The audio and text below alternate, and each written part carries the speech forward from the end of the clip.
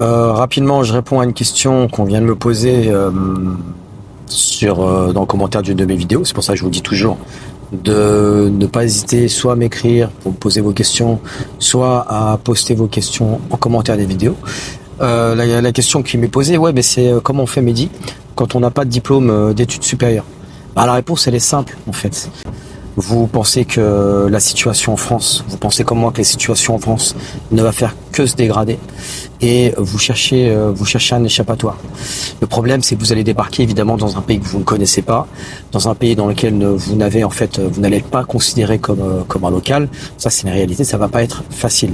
Mais par contre, il y a un point fort quand vous allez investir dans votre pays d'origine, c'est que la plupart du temps, étant donné que la France, c'est l'un des pays qui, en termes de produit intérieur brut, est l'un des pays, et en termes de revenus, malgré le fait que nous, en France, on morfle, parce que aujourd'hui, pour vivre, je l'ai déjà dit, pour vivre correctement, il faut au moins 7 000 euros de revenus mensuels. Et évidemment, la plupart des Français, ils n'ont pas 7 000 euros de revenus mensuels, ils ont plutôt autour de 5 000 ou 6 000 euros de revenus mensuels. Je parle même pour un couple. Donc si vous avez moins de 7 000 euros de revenus mensuels, c'est super difficile de vivre en France, ne serait-ce que de vivre. La plupart des Français, en fait, ils ont 4 000, 5 000 euros de revenus mensuels. Alors quand vous avez une famille, je vous raconte pas la galère. Mais donc vous êtes dans cette situation-là et vous vous dites il faut que je me barre de là, j'en ai marre de l'ambiance française, j'en ai marre des salaires, de la vie qui est super chère, avec des salaires qui sont ceux de pays limite de pays d'Europe de l'Est. J'exagère un petit peu, mais on va dire si le salaire médian en France il est de 1800 euros ou quelque chose comme ça, c'est quand même n'importe quoi, parce que aujourd'hui un appartement en région parisienne, dans le 93, c'est autour de 1500 euros. Vous avez un T4 autour de 1500, T3 ou T4 autour de 1500 euros. Donc comment les gens ils font pour vivre avec 1800, 2000, 3000 euros par mois? C'est juste impossible. Donc en fait, les gens, quand je vous dis que c'est pire encore que les pays d'Europe de l'Est, c'est que au final, quand on voit par rapport au coût de la vie, les salaires en France, en fait, c'est la grosse arnaque. On est ni dans un système anglo-saxon, ni dans un système soviétique. On est entre les deux, donc on a des salaires super bas par rapport à l'Angleterre, par rapport à l'Allemagne, par rapport à la Suisse, par rapport aux États-Unis, par rapport aux pays du Golfe. Donc on a des salaires qui sont super bas, mais en même temps, on a un coût de la vie qui est parmi les plus chers au monde. Donc ça peut pas aller.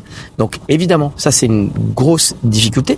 Et si toi, il y a ça, donc le problème du coût de la vie, plus les soucis avec l'ambiance, la montée de l'extrême droite en France, mais en fait dans la plupart des pays d'Europe, c'est-à-dire que l'avenir de l'Europe, ça va être le retour de l'extrême droite partout en fait.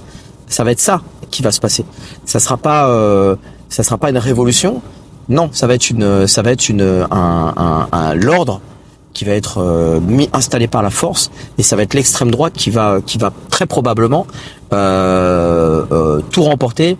Et je parle de l'extrême droite dure, hein. Si vous êtes dans cette optique-là, vous en avez marre de la situation politique en France, vous en avez marre de la mauvaise gestion, vous en avez marre de voir que vous n'arrivez pas à vivre correctement, et vous pensez à aller, si vous avez on va dire des origines immigrées, encore une fois je l'ai dit, si vous êtes d'origine polonaise, portugaise ou africaine ou nord-africaine, tout simplement, moi je l'ai déjà dit, moi je pense que la meilleure solution, et c'est une solution logique, c'est la remigration. C'est-à-dire c'est le fait de pouvoir repartir, de pas partir parce qu'on vous dégage. Ce qui va se passer, c'est que la vie en France, elle va devenir tellement dure que en fait tout le monde sera obligé de partir. Il y aura des tas de Français qui vont se barrer parce que ça sera devenu invivable. Donc tous ceux qui voudront se barrer à un moment donné, ils voudront partir, mais ça sera plus possible. Parce que quand vous faites quand vous décidez de fuir, mais au moment où tout le monde décide de fuir, vous n'allez pas pouvoir fuir. Vous vous retrouvez à vous piétiner, à vous bousculer. Il y a en fait tout est bouché. Les issues de secours elles sont saturées et au final vous crevez. La solution c'est d'anticiper en fait ça. C'est d'anticiper. Et si on est dans une logique et on se dit que ça va arriver d'ici 15 ou 20 ans, là encore en 2024, vous avez encore la possibilité de partir proprement, mais ça se planifie.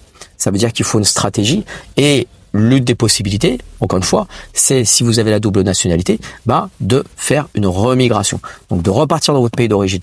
Donc la question qui m'a été posée, donc je reviens après avoir fait tout ce tour-là, c'est de vous dire mais comment je fais si j'ai pas d'études supérieures? Alors les études supérieures, en fait, c'est bien, effectivement, si vous voulez partir en tant qu'expatrié, dans un job d'expatrié, lorsque vous êtes cadre, manager en France ou en Belgique, et que vous voulez vous expatrier, ça c'est vrai.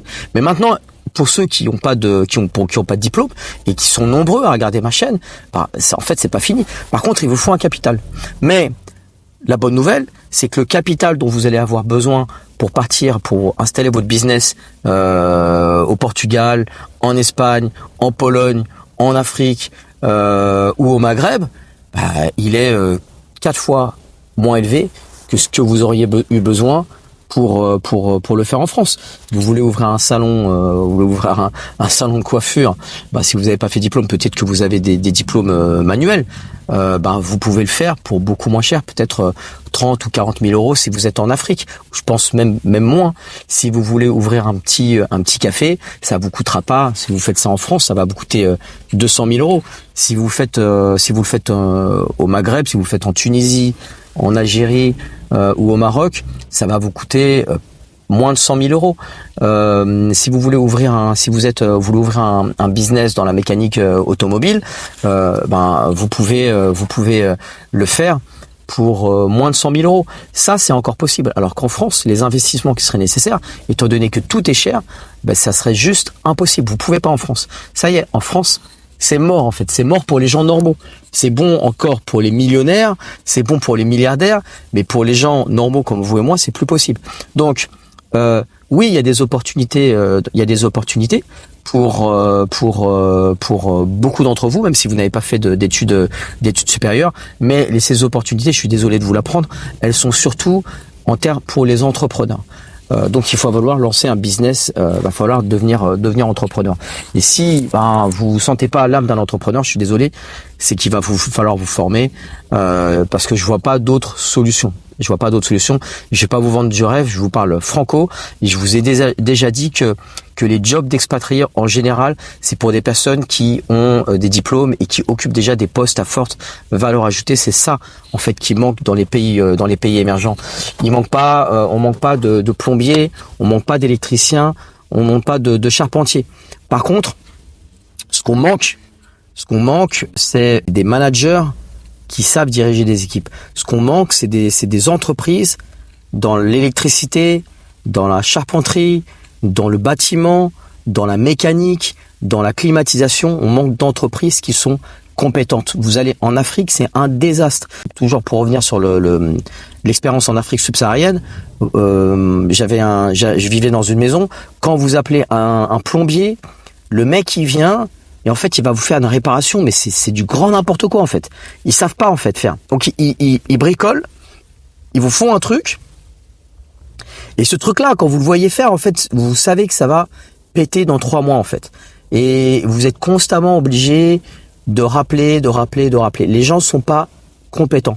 Mon chauffeur, en fait, il me racontait que lui, quand il emmenait sa voiture chez le garagiste, en fait, il emmenait sa voiture pour une panne et 1 mois plus tard, en fait, il se rendait compte que le gars lui avait fait n'importe quoi et la voiture elle cassait ou le moteur il y avait un autre problème à cause de la première réparation. Pourquoi ? Parce que en Afrique, en fait, il y a pas au niveau de la formation, au niveau du système éducatif, il est en tout cas pour les métiers manuels, il est très mauvais et du coup, le travail est bâclé, le travail est mal fait. Il n'y a pas une culture de l'excellence, une culture de la finition. Et les gens, ils pensent savoir, mais vous connaissez le stade le plus bas en fait dans la connaissance, c'est l'ignorant qui ignore qu'il est ignorant. Quand vous êtes ignorant et vous avez conscience de votre ignorance, vous faites attention. Mais si vous êtes ignorant et vous n'êtes pas conscient, vous croyez connaître, ben vous allez faire n'importe quoi et vous pouvez mettre en danger. Vous allez installer des prises électriques à côté du lavabo. Vous allez installer vous allez réparer la tuyauterie vraiment de la mauvaise manière et vous allez faire n'importe quoi quand vous allez démonter un moteur. Ben ça c'est le problème de beaucoup d'artisans et beaucoup d'entrepreneurs et beaucoup de travailleurs dans les pays émergents. C'est le système de formation et c'est le système scolaire. En France, on a un bon système de formation, on a un bon système scolaire qui est pas de maintenant, ils sont en train de le détruire maintenant. Depuis, je vous ai dit, ça fait 30 ans qu'en fait, il y a des gens qui s'évertuent à détruire la France. Mais par contre, en fait, il y a un savoir-faire qui est hérité en fait de siècles d'excellence et de science. Et ça, en fait, ça se détruit pas en une génération. Ça va mettre plusieurs générations avant d'être détruit. Mais pour l'instant, en fait, ça reste, c'est encore là.